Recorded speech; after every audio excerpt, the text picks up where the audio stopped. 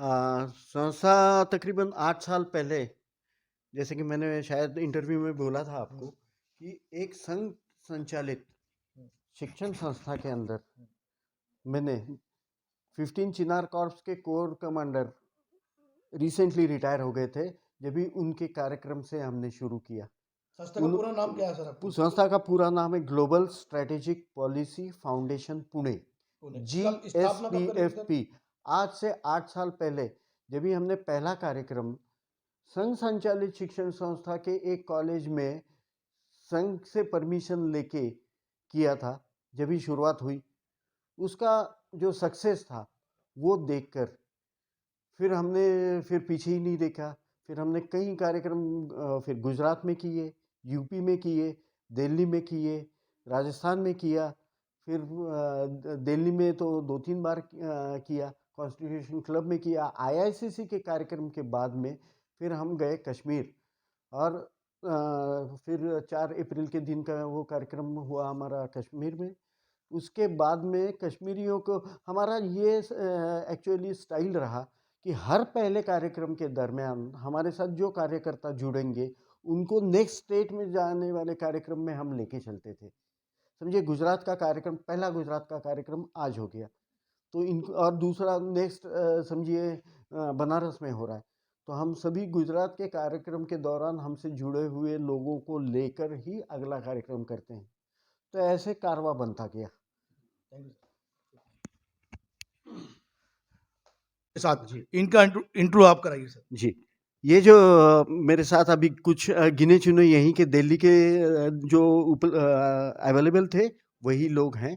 और लेकिन हमारे हजारों कार्यकर्ता भगवान की दया से हमें जुड़ गए।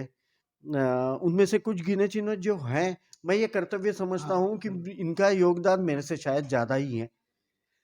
हमारे एडवोकेट मोहम्मद सलीम, ये आप सुप्रीम कोर्ट के वकील भी हैं, दिल्ली में स्थित हैं। और फिर ये हमारे संस्था के लिए जितना भी, भगवान की दया से अब तक लीगल कुछ आया नहीं हमारे लिए, नहीं तो ये देखेंगे। लेकिन जितने भी आवेदन निवेदन लिखने हैं, लिखा पढ़ी में जो वर्डिंग है, इसमें ये एक नंबर है और ये काम पहले दिन से करते आए। सलीम साहब, आपकी मुस्कुराहट बता रही है कि आपको इतना कॉन्फिडेंस है कि किसी भी खतरे को आप अपने अल्फाजों से, कॉन्स्टिट्यूशन से उनका मुंह मोड़ सकते हैं। तो मेरा ये है कि ये मुलाकात जो हुई आपकी डॉक्टर आनंद भागवत जी से, वो किस तरह हुई, वो बताइए सर। डॉक्टर साहब ने हमारे साथ ये काम किया, और इसका मेन मकसद सिर्फ यह है कि हिंदुस्तान के अंदर, समाज के अंदर शांति और हिंदू मुस्लिम एकता के ऊपर जो डॉक्टर साहब का सबसे बड़ा मिशन है, उसके ऊपर काम करने के लिए डॉक्टर साहब से हमारी मुलाकात हुई।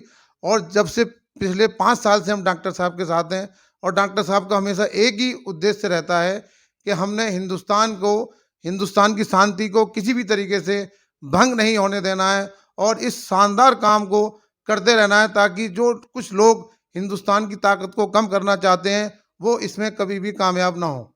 बहुत अच्छा है सर। जब भी हमारे पास कोई जगह नहीं थी रहने की, तभी हम इनके इंदर लोग के घर पे जाके रहते थे, वहीं पे खाते थे, वहीं पे रहते थे। पहले दिन से दोस्त हैं, ये दोस्त हैं हमारे काम में। जब हमने पाया कि सभी लोग एक चीज़ चाहते हैं कि हमारा भारत देश बहुत तरक्की करे, विश्व गुरु बने, तभी पहले दिन से, क्योंकि हमारे ख्यालात मिलते जुलते थे, तो उस दिन से आज तक, और मेरे ख्याल से आखिर तक, हमारे दोस्त और हमारे दिल्ली प्रांत के आप अध्यक्ष हैं।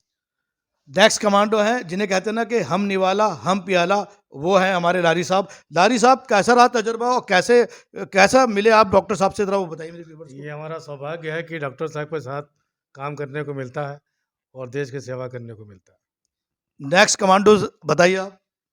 हमारे हैं अभी रिसेंट बाबा फिरदौस, जो हमारे कश्मीर प्रांत के अध्यक्ष हैं, उन्होंने 11,500 लोग केवल 7 महीने के अंदर हमारे 4 अप्रैल के श्रीनगर स्थित कार्यक्रम के बाद में जोड़े हैं। और इसी ताकत पे हम वहाँ पे भारत माता की जय और फ्लैग होस्टिंग डाउनटाउन तो क्या कहीं भी कर पाएंगे, शोपियां में कर पाएंगे, अनंतनाग में कर पाएंगे। इतनी ताकत इन्होंने सब ग्राउंड नेटवर्क बनाने का काम कश्मीर में, जैसे कि दिल्ली में जफर भाई ने और वकील साहब ने किया है, वैसे कश्मीर में हमारे बाबा फिरदौस साहब ने, जैसे कि साजिद यूसुफ, फिर अच्छा। वजाहत भट्ट, अच्छा। फिर जावेद बेग, पूरी टीम है आपकी। फिर याना मीर। तो वो परिस्थितियों में आप काम कर रहे हैं और सबसे बड़ी बात यह है कि डॉक्टर मोहन भागवत जी के भाई आपके साथ जुड़े हुए हैं, तो परेशानी नहीं हुई वहाँ पर ऐसी? एक्चुअली बहुत सारी परेशानियाँ होती है। सबसे पहले मतलब जब मोहन भागवत जी का वर्ड आया था कश्मीर में जब आ जाता है तो सबसे पहले संघ की बात आ जाती है।